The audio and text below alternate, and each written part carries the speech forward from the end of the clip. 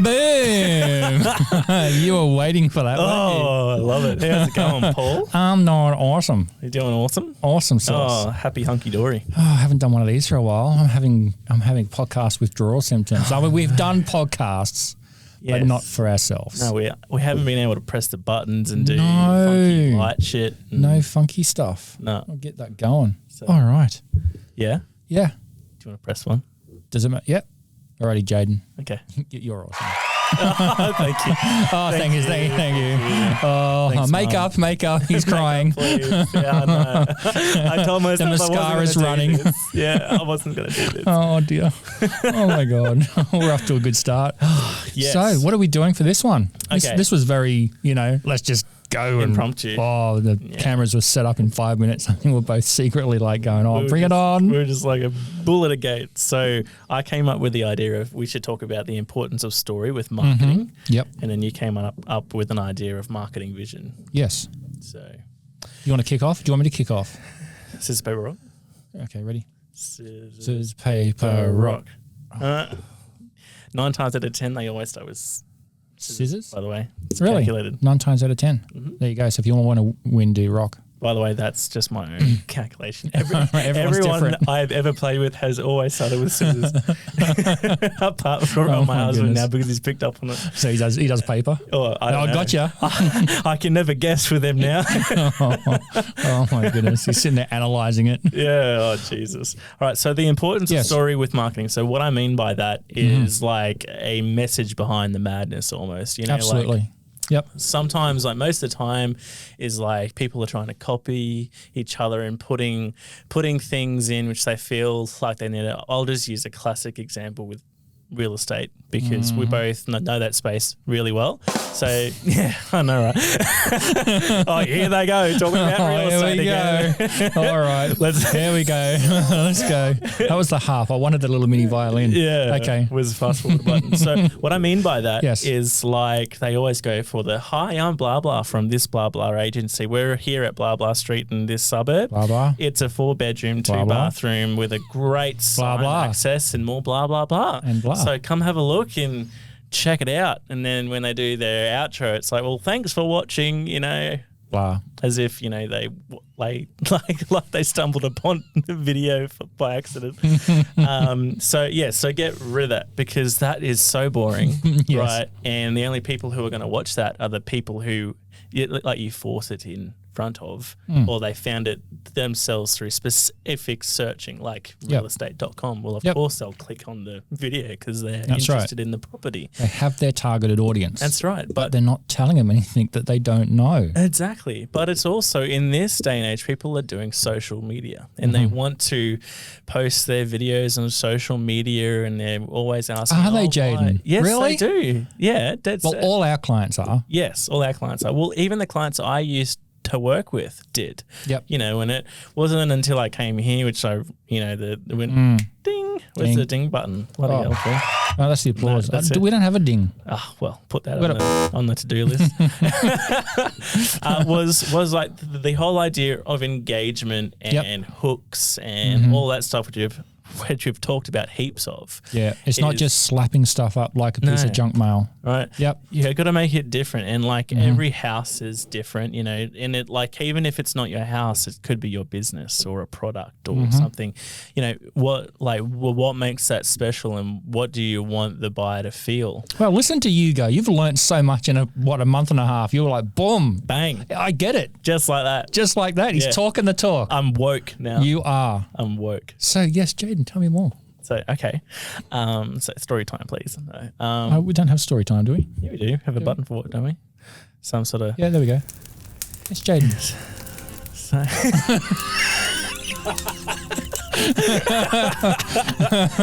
So I'll give you a classic example. Yes. Right? We don't need that. I was at a property yesterday with a client I'm loving that I'm working again with. So you know who you are.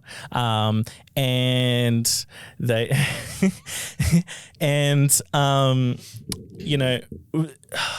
I wanted to do something really special for this house because of the circumstances of the house, and I won't get into it, but I wanted to make it really different, and off the bat, she was throwing around ideas and things which we've done in the past, and was she going down the blah blah blah? Not necessarily, but I said let's do something so left of field. It hasn't even been done really in the Bayside. It's always been this particular style of you're either doing the blah blah blah or doing the plum property kind of. Yep. Whereas let's go for the more cinematic story. The ooh-ah. So we call it the ooh-ah. The ooh-ah. The ooh-ah. That's right. So this house is like very beachy. It has incredible views over the Bayside. And all I saw was just like telling the story of the view. Almost. So we talked to the vendor about why she stayed here, obviously, and she told us this amazing story about the view, how the sun is her alarm clock and the moon kisses her good night every night, and I was just like, oh my God, this is gold. Right, so for the first 15, 20 seconds of the video now, it's going to be a cinematic story. Sorry. Of what? Don't worry about that. What? Okay, no, keep going. That felt racist. No, I don't know. I was talking about the moon thing. I'm going, what about a full moon? Anyway.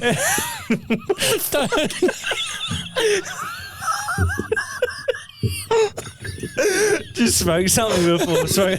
I'm going all lightheaded now. I'm laughing so strong. Oh, fuck. I'm going, ooh, full moon. So anyway, I was getting into it before I was rudely interrupted. So we were, the moon was kissing us goodnight. So a cinematic story about the view, and like pretty much why the hell you're going to buy this joint is it's either you're going to knock it down, or you're going to, which is for the location in the aspect, or you're going to buy it and just for the aspect. So it's all about the fucking aspect, right? Whereas all of the marketing done before. Oh, wrong button. Just keep going. You're not much good at these buttons, are you? I'm glad this is a casual show. There we go. Right. Oh, you're getting the bleeps on today. Yeah. All of the marketing beforehand. Sorry, everyone. He was on a roll. Was all about the front of the house and the back of the house, which is a very traditional style. Like, let's start from the front and work our way back, Whereas, my method, our method is the heart the heart of the story, which is the heart of the sale, like why people are going to buy it.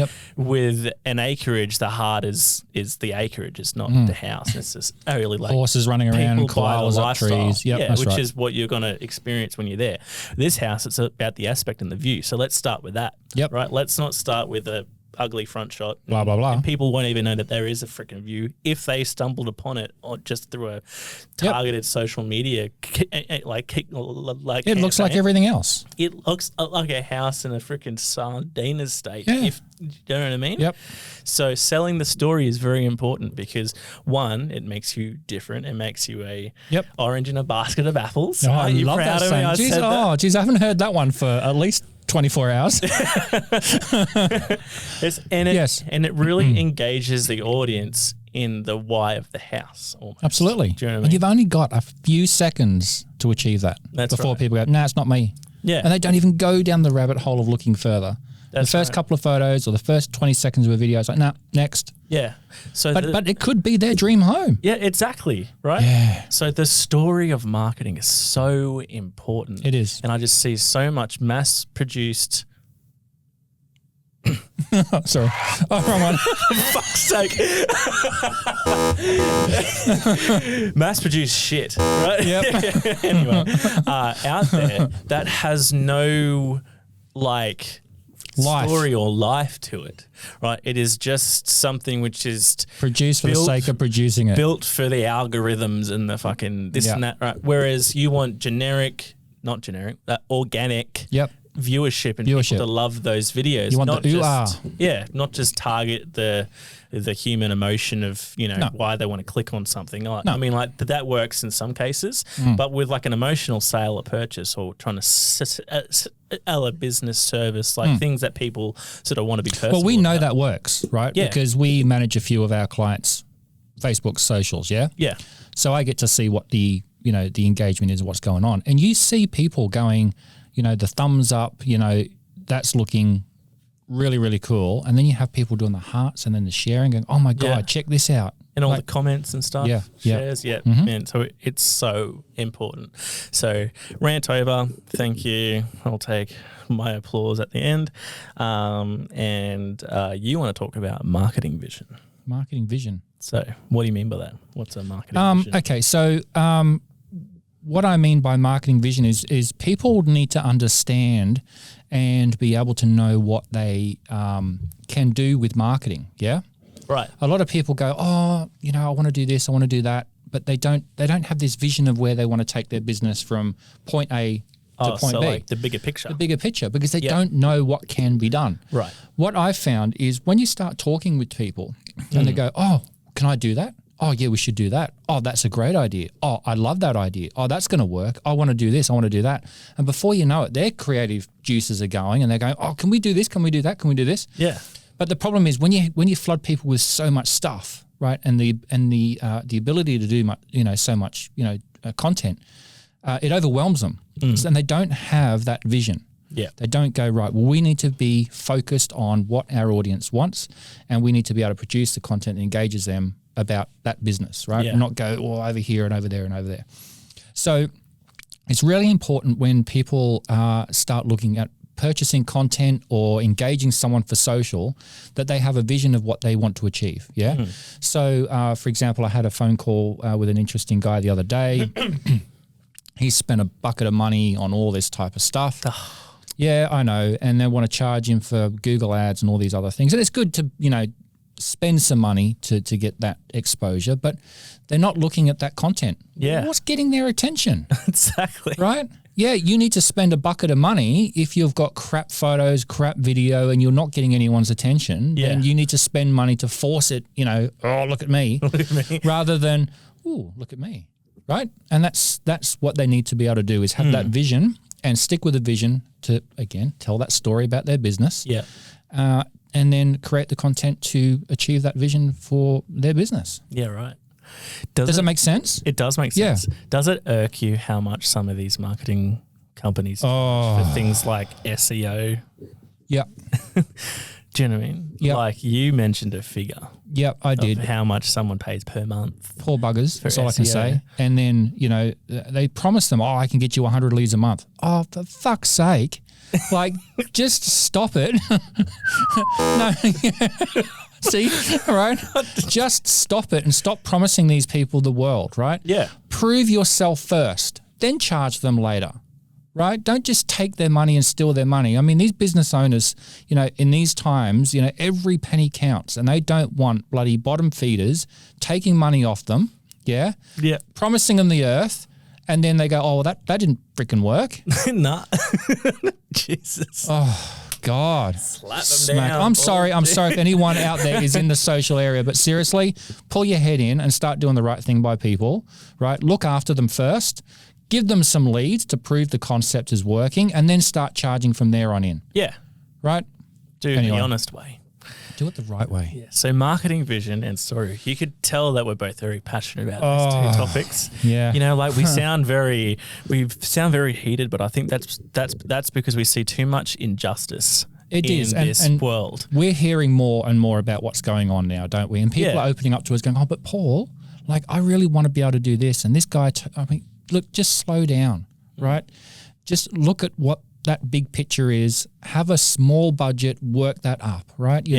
You're not a mega bloody, multinational business. Or if you are, that's fine. Throw money wherever you want. But if you're not, you're a small business owner. Yeah. Go slow, go steady, do the research, test here, test there, test everywhere. And if that works, then put more money in that. If that doesn't work, stop putting money in that. Yeah. Anyway, bleep. I love it. That was brilliant. Calm down. High five, Paul. Yeah, that was awesome. High five. I feel like we really nailed that. Hey? I did. Well, yes, I think we did. We smacked that out of the ballpark. Yeah. I think it's about time we go to break anyway. Absolutely. That's a good segue. So should we launch that? I think so. So Social Cafe, here is the sponsored segment. So you can push the button, sir. Oh, yes. You created it. This one right there. One small step for man. One giant leap for me. And welcome to the break. We have an official sponsor, Jaden. Who is that? Social Cafe, and they have an amazing business model, don't they, Paul? Absolutely. Basically, Social Cafe source all their beans overseas. It's all socially sourced and responsibly sourced, and they're trained for quality assurance. So when you jump onto socialcafe.site, you're actually ordering and supporting the local roasters as well, because their beans go to a local roaster, so it ensures the freshness and the quality delivered to your door sooner than what you can get anywhere else. But there's a twist. Hey, There is a twist. 5% of your order actually goes to the local Rotary Club of your area, doesn't it? It does. Isn't that amazing? That's so they're so supporting farms overseas, the quality and freshness is ensured. It then gets shipped to local roasters to help support their business. You get fresh cup of coffee, which tastes bloody awesome. No, that's awesome. And they're supporting the local Rotary Club. So if you want to feel great about your morning coffee every day, go visit socialcafe.site. Bloody good coffee too. Awesome coffee.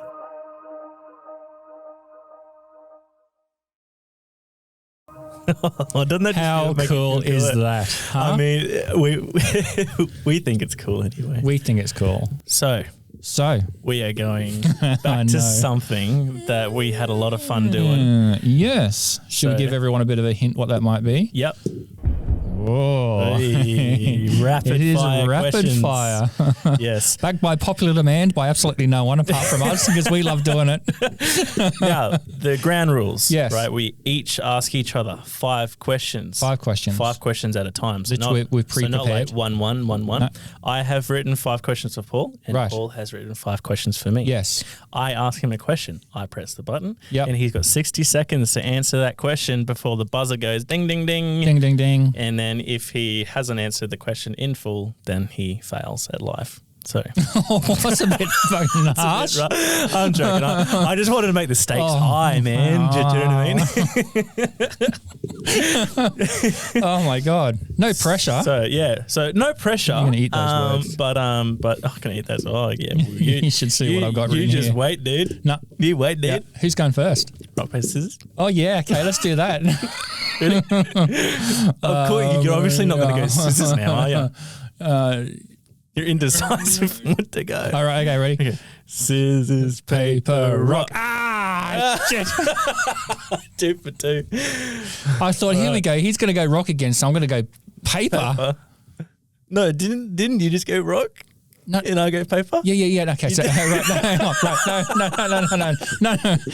no. This is what I was thinking. I'm thinking, Murray, he's got me going, right? I'm thinking, right, that I'm going to be one step ahead. He was in your head now. Because you always start with rocks. I'm going to go paper. I'm going to beat it. But he's going to anticipate that, right? And he's going to go with something else.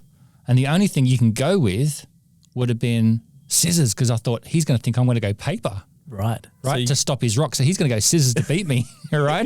You had a full Sherlock Holmes moment. I am, right? So I thought, I'm going to go rock would beat your scissors, because you're going to think I'm going paper. And you did rock again. Oh, no. I hate you. Oh, that's not fair. In a nice way. Well, All right. Looks like you're answering the first questions.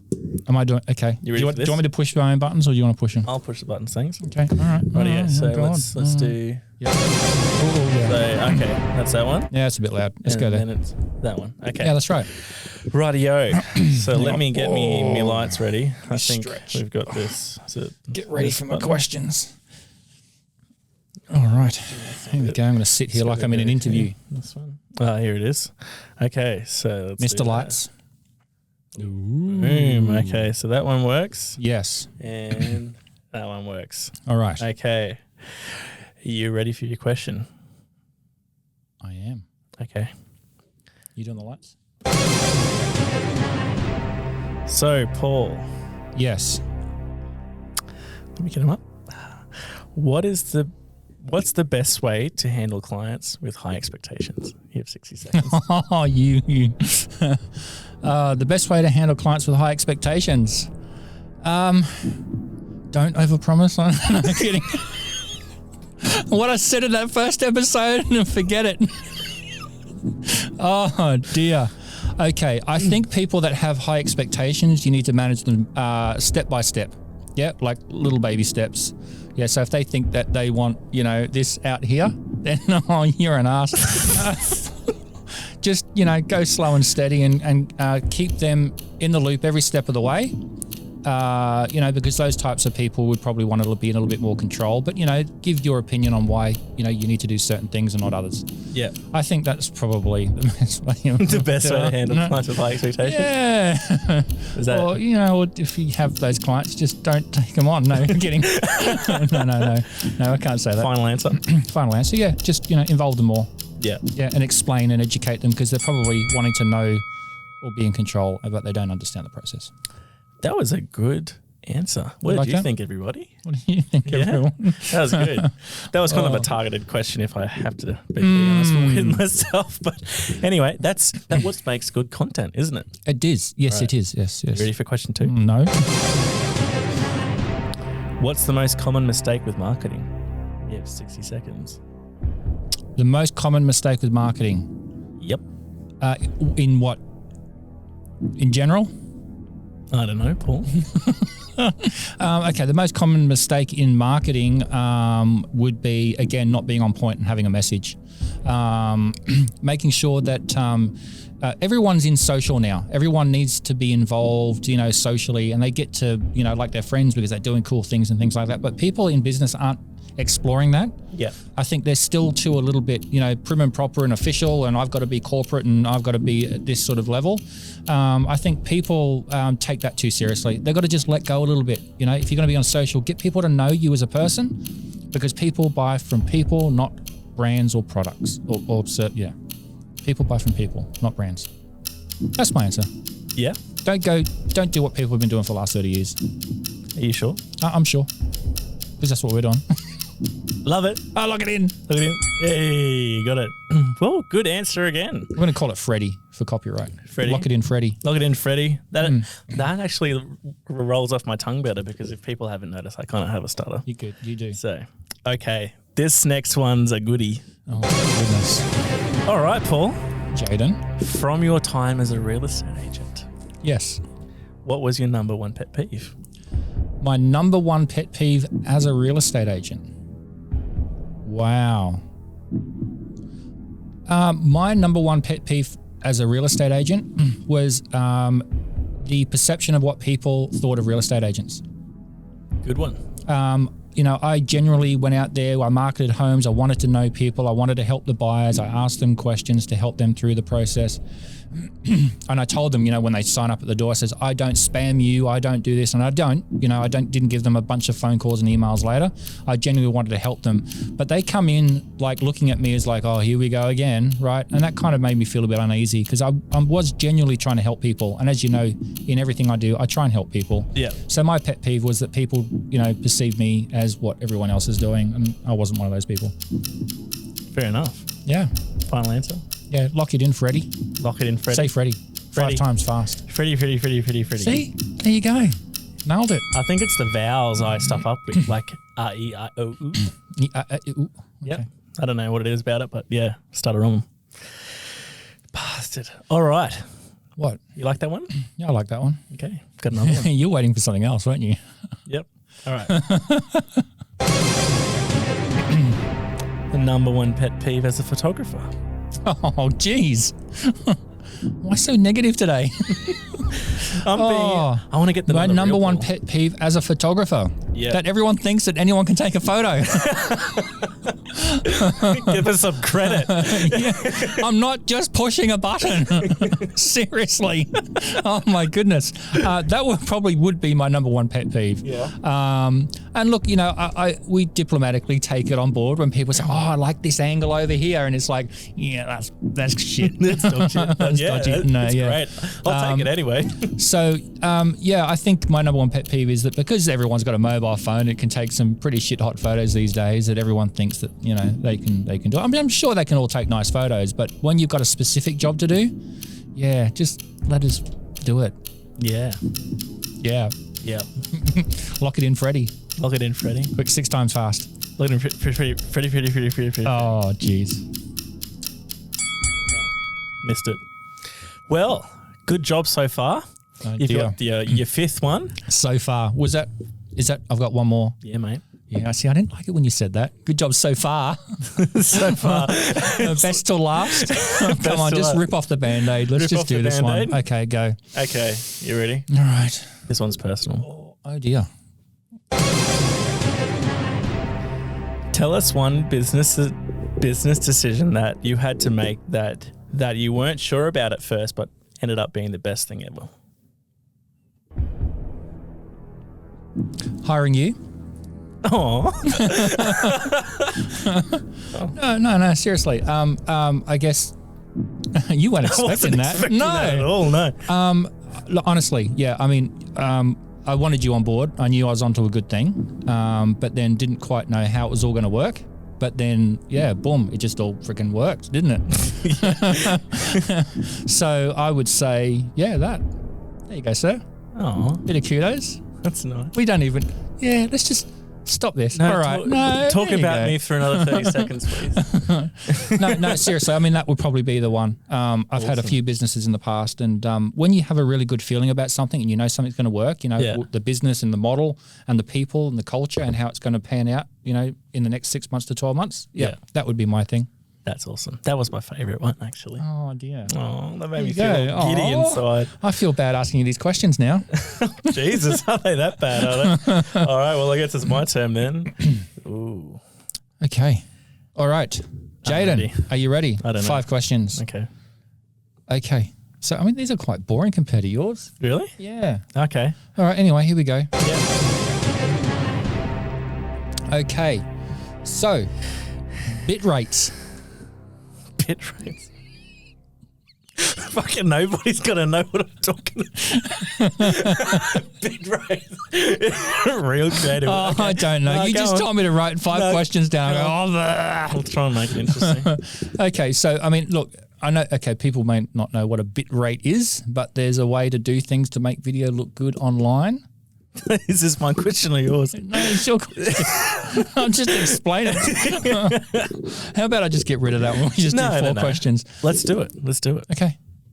Bit rates. Okay, well, to begin with, I don't know much about them, so I'll tell you what I need to know, what I know about. Well, look, here's an honest fact. I reckon I could squeeze this in within 60 seconds. I have never done a course. I haven't done a workshop. All of the things I've learned is from it's a word, trial and error, all that stuff, right? So, what you'll find, so bit rates. So bit rates, the higher the bit rate. Just keep going. I need to change my second question. Fuck's sake. The higher the bit rate, the higher quality the file is, the more data it squeezes it in. So the bigger the file it is, right? So if I wanted to make a file that can only, like a video that has to be under 30 megs, I will drag that slider down to 1 instead of 10, and it'll be like pixely and stuff. And then if I want it to be like 500 meg, I'll drop it to 10, and then it'll be awesome and nice and sharp. And that's bit rates. As far as I know.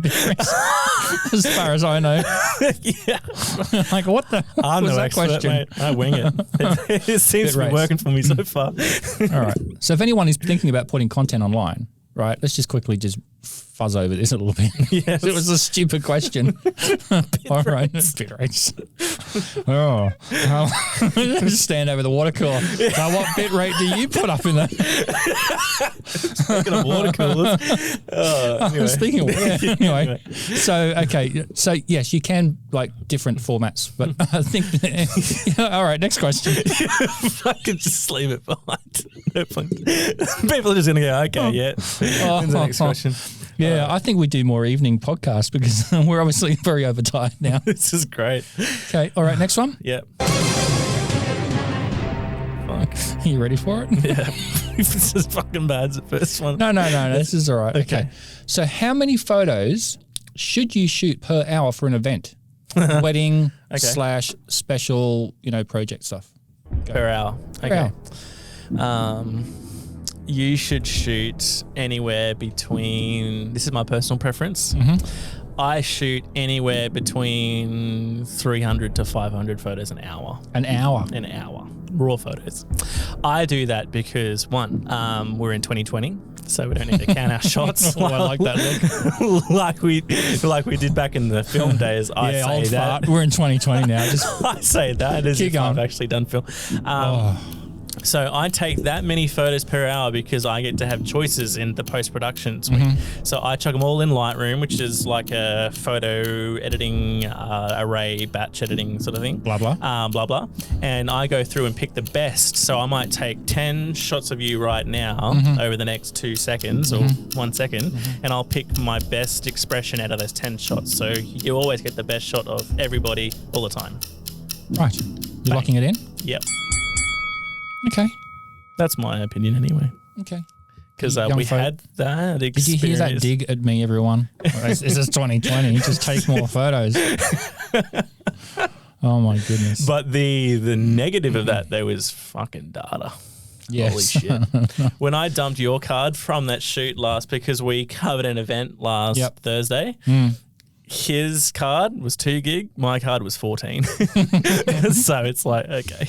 There you go. Yeah. So were you winging it more than me? Or was I picking and choosing my photos before I hit the button? No, I was just shooting how I shoot, how I've always shot. So yeah, it is true. I came from the film days, so I had to be very careful about what I did. So yeah, it comes down to the event. Like, for example, this does not count as like a family portrait studio session, right? This is, we're talking weddings, event coverage, like things which are spontaneous and things that aren't prepared or staged. I shoot that many shots because you just don't know where that golden moment is. Yep. And the more I shoot in my head, it would make sense that the more chances I'll get to get that golden shot. Whereas if I only took 2 per 5 seconds, and it's like blah blah. Okay, moving on. Yep. Anyway, what's your next question? Okay, you ready? Yep. All right, next question. What do you consider when doing a video project before you shoot?